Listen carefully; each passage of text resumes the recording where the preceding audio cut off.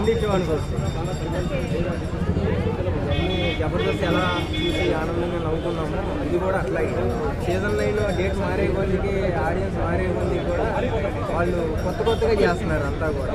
అంటే ఎక్కువగా ఇది చిన్నపిల్లలు వస్తారు, సో వాళ్ళు ఎలాంటి మెసేజ్ దీని ద్వారా నేర్చుకోవాలి అని బాగా రోజుకి బాగానే ఆడుతున్నాడు, ఇంకా బాగా ఆడగలడు కూడా. ఆయన టాలెంట్ ఆయనకే తెలియట్లేదు.